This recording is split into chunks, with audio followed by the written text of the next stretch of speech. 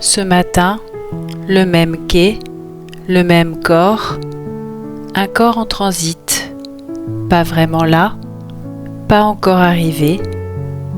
Il monte dans la rame comme sur un tapis roulant. Il a débranché sa tête, accroche son souffle au rail, laisse faire l'habitude. Le siège est encore froid, le dos s'y moule, le postérieur proteste, les jambes grincent. C'est parti, le train gronronne, et nous avec, une armée de corps, les uns derrière les autres, alignés sur les sièges, les ouvriers en bleu, les employés en beige, les mamans en doudoune, les faces crispées, les visages déjà rincés avant le lever du jour. La fenêtre devient écran, les plus chanceux y appuient leur tête. La vue défile.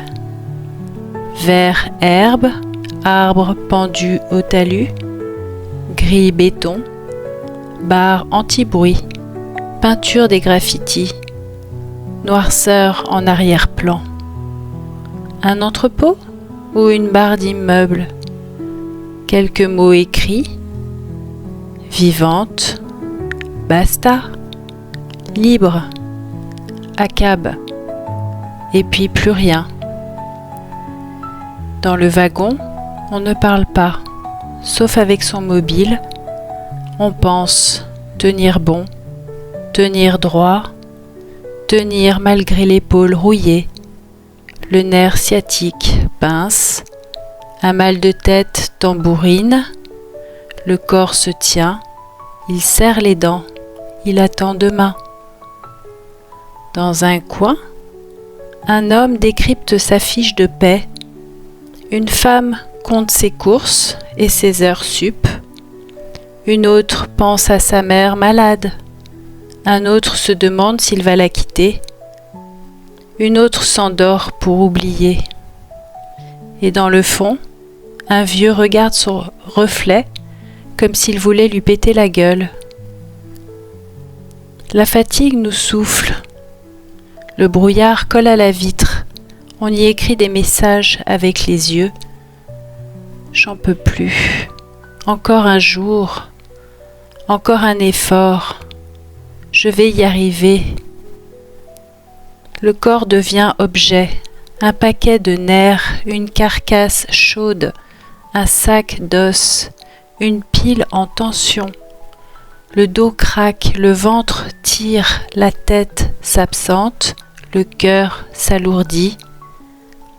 C'est beau parfois, cet abandon, les têtes qui penchent comme des fleurs fanées, les bouches ouvertes, les jambes croisées, au hasard.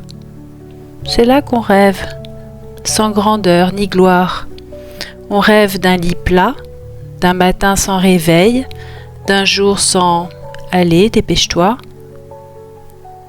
Le RER ralentit, on rebranche sa tête, on réajuste le manteau, on efface la bave au coin des lèvres, on remet le masque.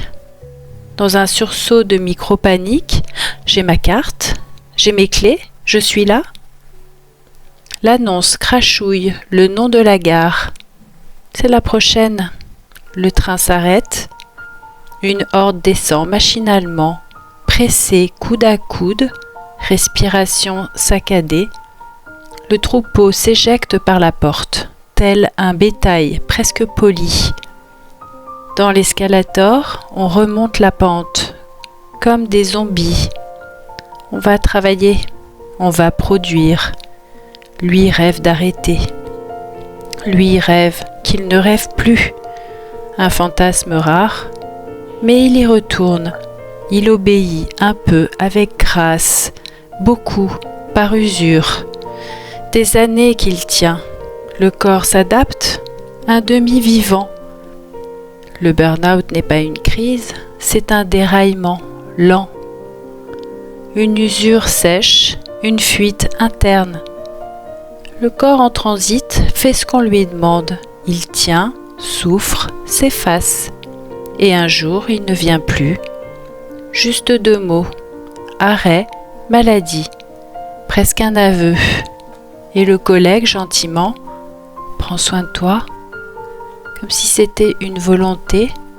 Il ne sait pas que sa propre main ne tient plus, qu'il est un sac vide, rempli de faux queues, qu'il veut juste disparaître sans bruit, comme dans un tunnel.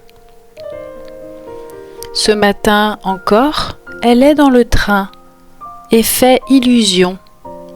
Son dos lui fait la gueule, son ventre est un nid de guêpes, sa nuque craque.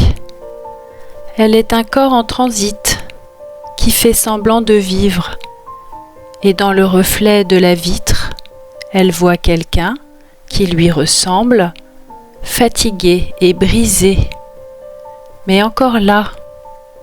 Alors elle lui sourit, parce qu'elle n'a pas le temps de tomber. Pas aujourd'hui.